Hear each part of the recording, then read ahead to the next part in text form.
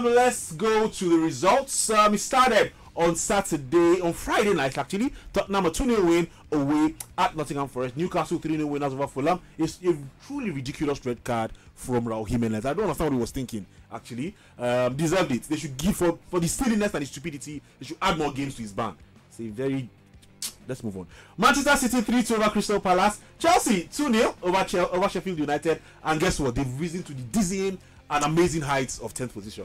Bournemouth and Luton Town played out a 1-1 draw. And like I said, some sad news from that game because Tom Lockyer suffered a cardiac arrest and collapsed onto the pitch. But he was stretchered off. He was applauded by the fans, and we hear he's responsive and he's stable. So we'll give you more details as we get more about his progress. The game was suspended in the 65th minute. We don't know if it will be continued. We expect it to be continued, but again, those players were in no state to continue that game after what they had witnessed on Saturday. So we wish him speedy recovery.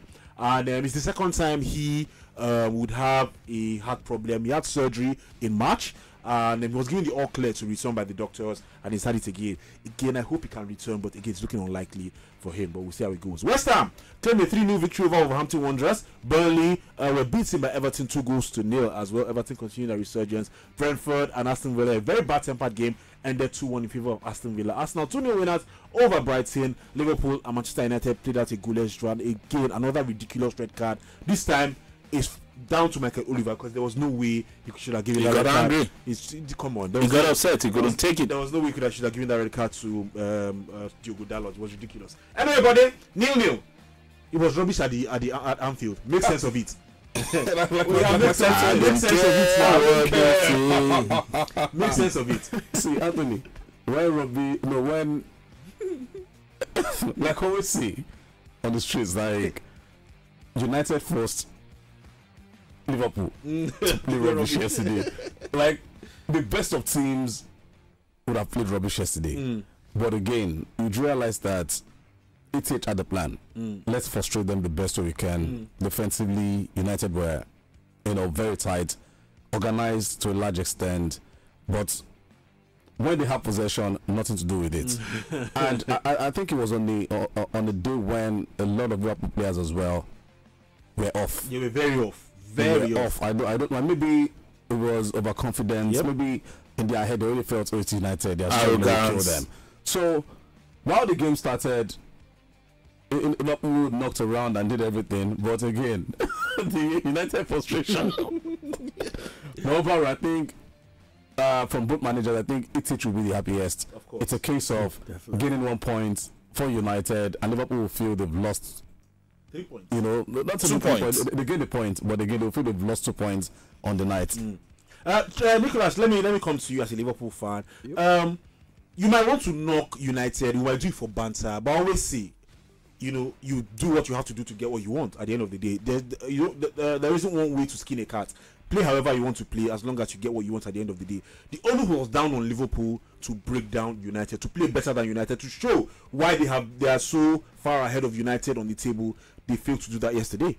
But just like what they said, I think Liverpool had a difficult time scoring, converting, and the guys up front were actually wasteful. They had chances to score.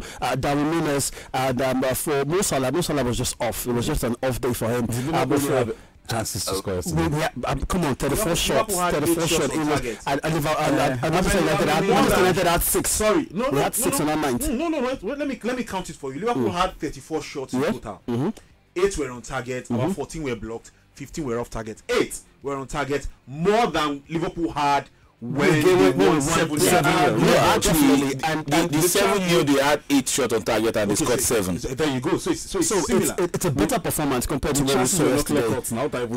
We had chances to have scored. Chances hold up, but for me as a Liverpool fan, I think it was more or less like a loss. Because this is Anfield. For 𝐻𝐻 𝐈𝐍𝐻 in this situation, in this brawler that he now came to Anfield to get a draw. I think that was why they were celebrating. Can United kick on from there, buddy? Can United kick on? No way.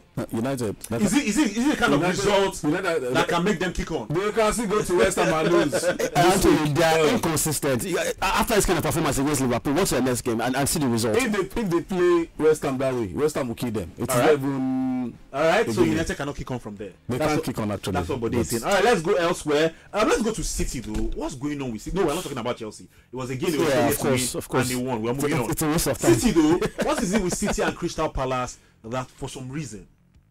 I mean, in the last 6 now, before that game was in the last 7, but now in the last 6, 2 wins apiece, 2 draws. What is it about Crystal Palace that City just can't seem to shake? Maybe they found a way to play against Manchester City. Maybe it is now becoming a mentality. They know that yes, City might be the almighty team. They might be the most feared team in the league. But when they play against Crystal Palace, there's something that just ignites in them. They just want to leave everything on the field of play. And for City, I said this on the Weekend Sport Cruise yesterday that with that draw, it means that City has 1 win in their last 6 Premier League games. Yeah. Even Chelsea, where they suffer, has more wins in their last 6 Premier League games.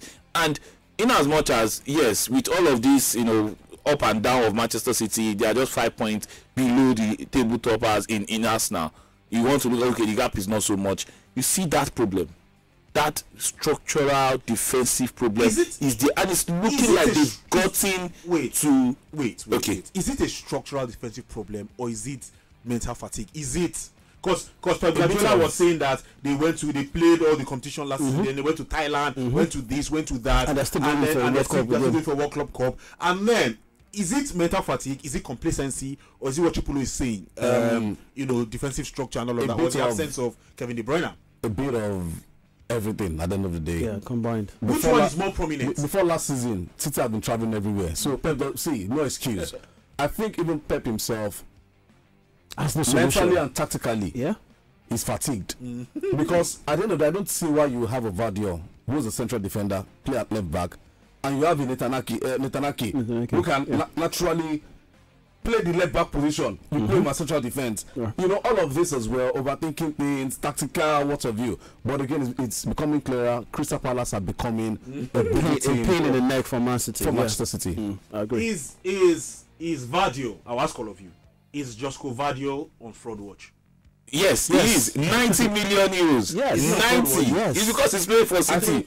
Nicholas, is he on fraud watch? Yes, I agree. Totally. He should. I kind of disagree because Pep hasn't made it easy for him as well. Okay. When you continue to shuffle him around the central defense, that's a good point. Defense line. How do you see his best? When you spend 90 million euros on the defender, he should be able to. He's still a young player. You don't know about the money now. Ruben Dias came in his first season, 1 player of the season. Yes, 1 player of the season because Aymeric Laporte also came in. Anthony and did Pep Guardiola play Diaz at right back or left back? No. Let's be realistic here. Okay, fair enough. True. But Vardiol can play at right back. We'll keep our but it's not the same thing. We'll keep our right and left. We'll keep our eye. Maybe it's not on fraud watch. He is. If Vardiol happens to be a Chelsea player or another team that are struggling right now, it will be very easy to pinpoint him. Very easy to say. Struggling. The day they are still at right back.